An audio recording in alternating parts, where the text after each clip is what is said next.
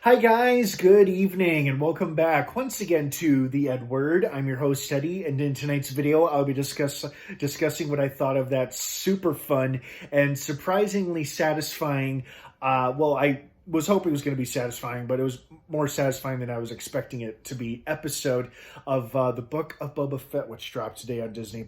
I just got done watching it, really liked it. I hope you guys did too. But before I get into all of that, of course, please be warned, like most of my episode reviews, this is a spoiler-filled review, so if you're not caught up on the Book of Boba Fett by this episode or the previous one, you may not want to keep watching or listening, as I will be discussing spoilers. That being said, you have been warned. Let's dive right back into it.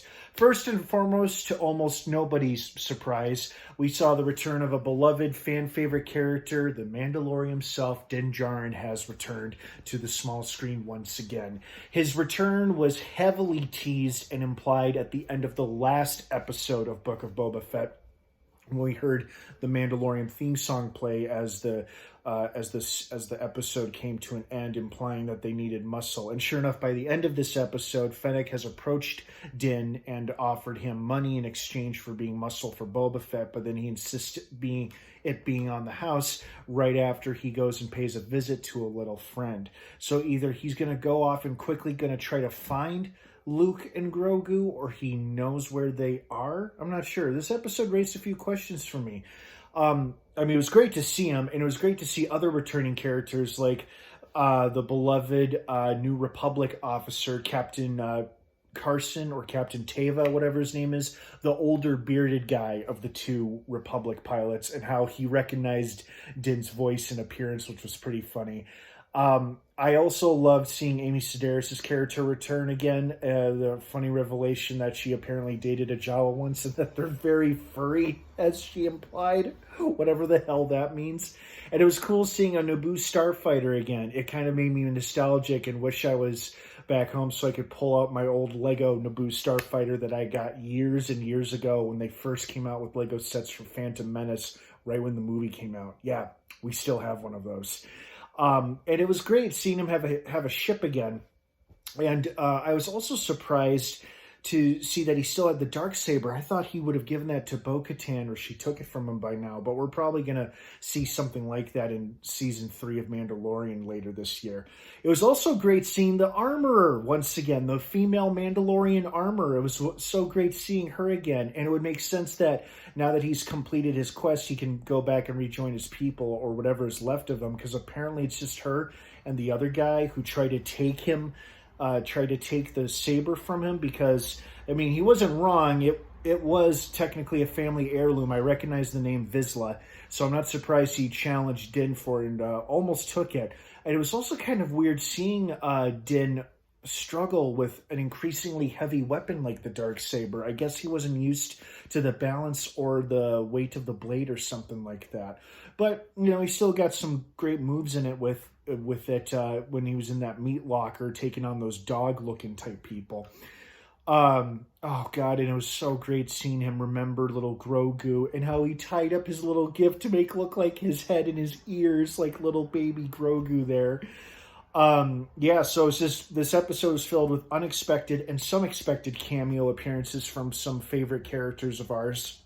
And it was a nice break from the narrative that we've gotten used to over the past couple episodes, but I'm pretty confident the final 2 remaining episodes of this season are going to get back to the action between Boba and Fennec and their allies, which now include Mando, of course, entering the picture as well. So that should be exciting. And this was a very entertaining episode. I loved the reminiscent pod race sequence we got when he was flying his new ship around Tatooine. I think that was almost the exact same route as the pod race was from back in Phantom Menace, which was one of the few highlights of that film, was the exciting pod race that a young Anakin Skywalker was a part of. So yeah, this episode was great. It felt more like The Mandalorian than it did the Book of Boba Fett, and it's probably just because of just the pacing and the direction of both shows, but that's okay, because this made for an entertaining and very, very interesting episode to watch, because we got some answers while we have more questions and answers about, like, why isn't he with Bo-Katan and the other Mandos? Like, why doesn't he have a new ship yet? or what is he doing with himself? Is he hunting with the guild, or is he bounty hunting independently until he just found his old Mando homies, and then once he revealed he had taken his helmet off, they turned him away? I'm not buying that whole "you're not a Mandalorian" spiel deal at all. He's still a Mandalorian in my eyes. I think most of us will feel that way. Plus, the armorer and the other guy are part of a religious cult or a sect that followed those very, very strict rules about not removing your helmet in the presence of outsiders. And Bo-Katan and her people are like, yeah, no big deal. Don't worry about it. So at least Mando could always go back to those guys if he wanted to. Bo-Katan, I mean.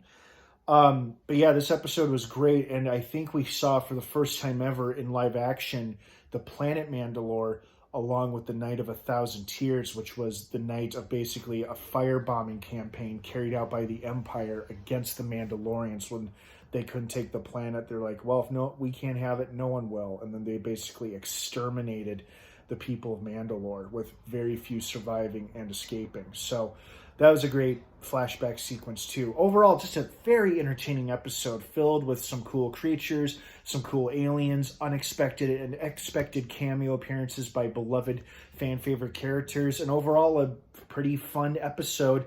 And towards the end there, it reminded us, oh yeah, this is the Book of Boba Fett, not the Mandalorian. So I enjoyed it a lot, as I hoped you guys did too. I'm really hoping the next 2 episodes pay off here. I'm going to try to manage my expectations. I'm really hoping that some certain characters or personal favorites of mine might make an appearance or not, even though nothing's been confirmed at all, and probably won't be if they want to keep it a surprise. But we'll see. We shall see. So hope you guys enjoyed this episode as much as I did. What did you think of it? Would love to hear your thoughts and feelings on it. Thank you so much for watching. Have an awesome, great rest of your night. And don't forget, we only have 2 episodes left of the Book of Boba Fett, dropping on Wednesdays on Disney+. Have an awesome rest of your night, everyone. Thanks for watching. And of course, until next time, may the Force be with you.